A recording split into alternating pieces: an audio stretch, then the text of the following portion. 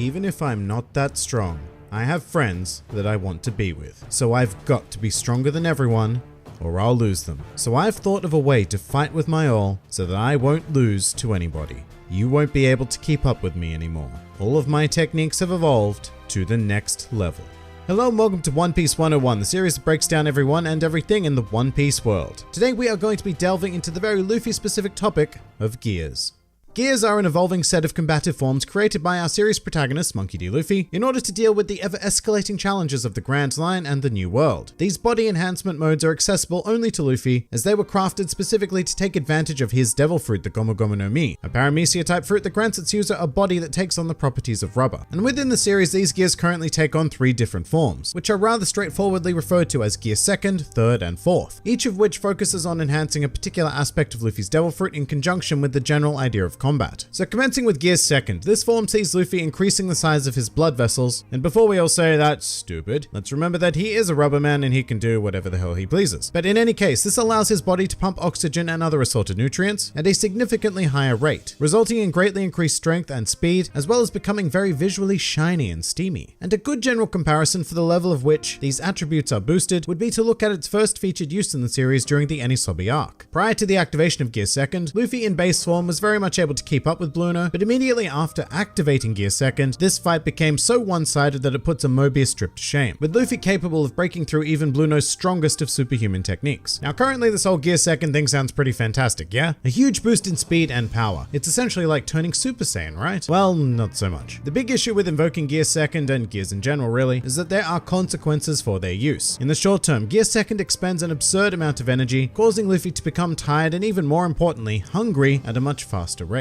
And once these bodily nutrients are completely depleted, then Gear 2nd will automatically deactivate. However, it does get worse, much worse, as prolonged use can leave Luffy in a state of paralysis, and there's also the whole thing of Luffy shortening his lifespan with every use of the form, you know, just minor issues like that. Although it should be stated that post-time skip, Luffy seems to have found a way to reduce the cost of his lifespan, which may very well have to do with his mastery of the form in regards to now being able to use it in select portions of himself, rather than needing to activate Gear 2nd through his entire body. Quite notably, the majority of Luffy's attacks in Gear 2nd form carry the name Jet, many of which are just upgraded versions of his normal moves. For example, Gomu Gomu no Bazooka becomes Gomu Gomu no Jet Bazooka, and so on and so forth. The exception to this naming scheme comes when Luffy uses Haki in conjunction with Gear 2nd. To illustrate, the Red Hawk attack is essentially a jet bullet coated in armament Haki, which is also somehow able to ignite into flames. Exactly why the latter happens isn't what I would call clear at this point, and there are great amounts of speculation, but none of which I'll be going into here. What I will be getting into is Gear 3rd, and this represents a rapid departure from the ideas presented in 2nd, choosing instead to focus purely on enhancing the strength of singular attacks. Gear 3rd achieves this by seeing Luffy bite into his thumb joint and inflating his bones. Once again, remembering that he is rubber, so making a hole in your bones isn't too difficult a thing to achieve. The result, however, is a supersized limb capable of devastating power if it were to hit an opponent. And that last part is very important because Gear 3rd is not a form that Luffy can simply whip out on a whim. It takes a bit of time to prepare, and all of his attacks using the form are quite obviously telegraphed to the opponent. Whether or not that opponent is strong or fast enough to actually do anything about it is another matter, but it does leave them with the potential to counter. Gear 3rd also came with an incredibly massive side effect in the pre-time skip era of One Piece, as immediately following its use, Luffy would shrink into a chibi Luffy for roughly the same amount of time as he engaged in Gear 3rd, which significantly reduced the form's utility beyond a pure finishing move due to how vulnerable it left Luffy afterwards. However, just as with Gear 2nd, Luffy has greatly improved Gear 3rd post-time skip and is now able to use it without fear of shrinkage, and furthermore, Luffy is also capable of using it in a more precise manner. For example, whereas previously he had to inflate his entire arm, Luffy is now able to condense the inflated area just to his fists. And of course, in the modern era, Gear 3rd attacks are more often than not also coated in armament Haki to greatly increase their damage output. And that brings us to the next incarnation, Gear 4th.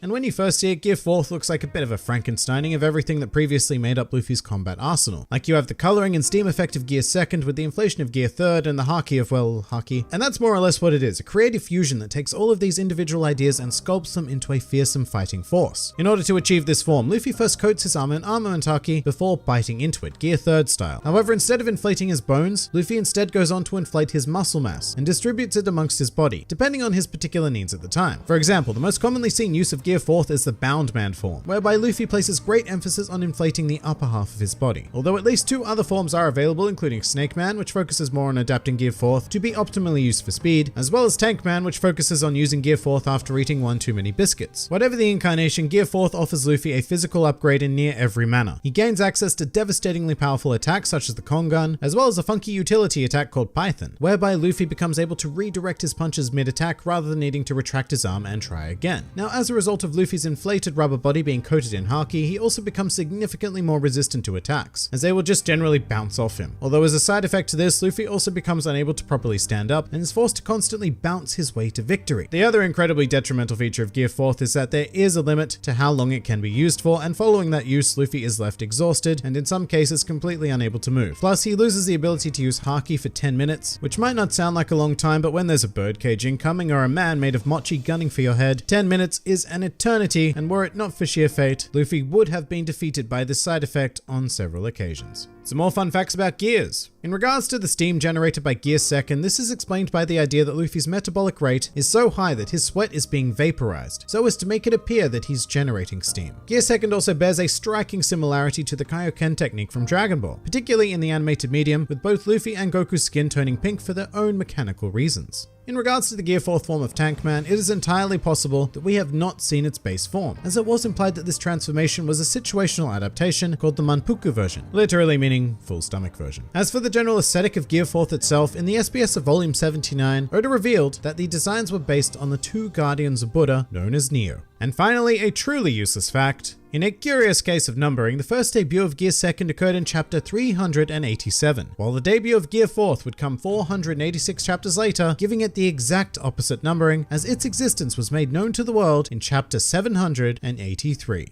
But that pretty much does it for Gears. If you enjoyed this video and the content this channel produced in general, then please do consider donating to the Grand Line Review Patreon, because the support of all of you amazing people is what continues to make this channel possible. Also do check out my Teespring store if you're interested in shirts, hoodies, and other miscellaneous items, with the proceeds going directly to support the channel as well. And if you'd like to join the fun at any time, then please do head over to my Discord server, where a wide array of shenaniganry takes place on a daily basis. And finally, please do comment with who, what, or where you'd like to see featured in the next One Piece 101.